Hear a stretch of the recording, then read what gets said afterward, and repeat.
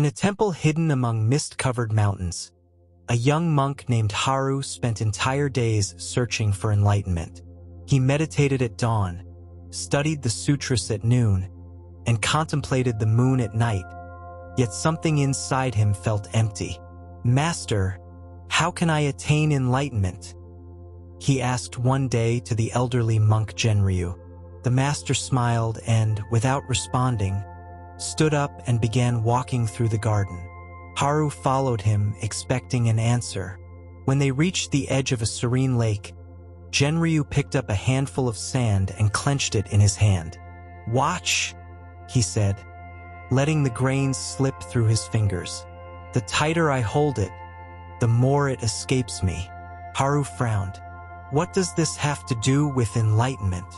Genryu turned to him and, with a calm smile, whispered, "When you seek it, you lose it."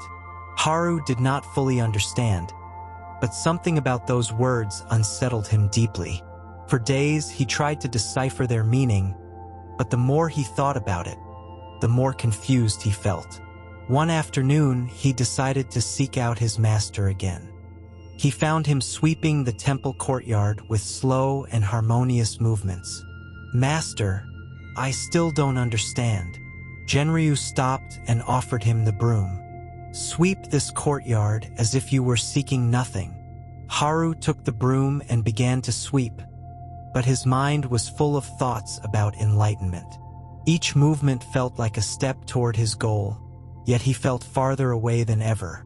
Genryu observed him in silence and then said, "If a traveler walks anxiously to arrive, his path becomes heavy. But if he simply walks, without worrying about the destination, the journey becomes light."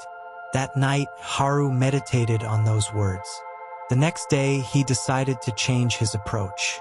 Instead of forcing his search, he simply did what he was meant to do. Sweep the courtyard, prepare the tea, tend the garden. Yet he still felt a faint longing in his heart. One day, while fetching water from the river, he saw his own distorted reflection on the surface. When he tried to look at it closely, the water rippled, and his image disappeared. He remained still, and little by little, the water calmed, once again reflecting his face. Then he understood. The more he tried to grasp the image, the more it vanished. When he stopped trying, the reflection appeared on its own. He ran excitedly to Genryu and told him what he had discovered. The master nodded with satisfaction. "That is enlightenment, Haru, like the breeze that refreshes the face. If you try to catch it, it escapes. But if you let it be, it embraces you." Days passed, and Haru stopped desperately seeking enlightenment. Instead, he began to enjoy each moment without clinging to a goal. Soon, his mind became lighter, and his heart more at peace. One day, while walking through the forest, he saw an old fisherman sitting by the riverbank.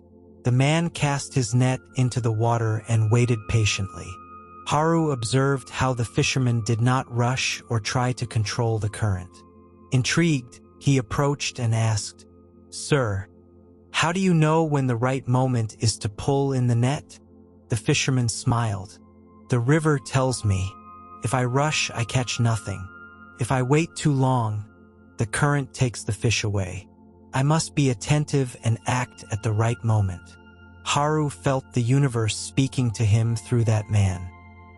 He bowed respectfully and continued on his way with a new understanding in his heart.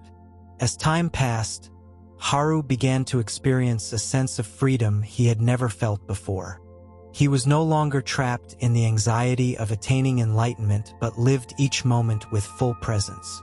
One morning, Genryu found him sitting under a cherry tree in bloom, watching the petals fall without trying to catch them.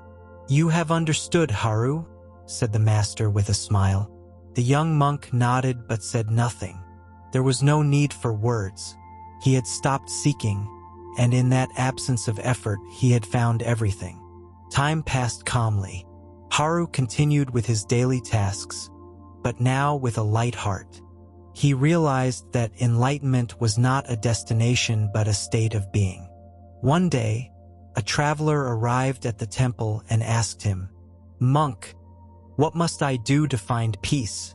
Haru smiled and offered him a cup of tea. "Drink this tea," he said, "but do not seek it, just drink it." The traveler frowned but accepted the cup and drank. In that moment, he understood. Peace is not found. It is lived. The wind blew gently, carrying the petals away, and with them, the last doubt left in his heart. One day, Haru climbed to the top of a nearby hill and gazed at the horizon. He felt the wind caress his face and, for the first time, felt completely free. There was nothing to reach. He was already where he needed to be. He returned to the temple and began sharing his learning with other monks, not through words, but through his example. His serenity was teaching enough.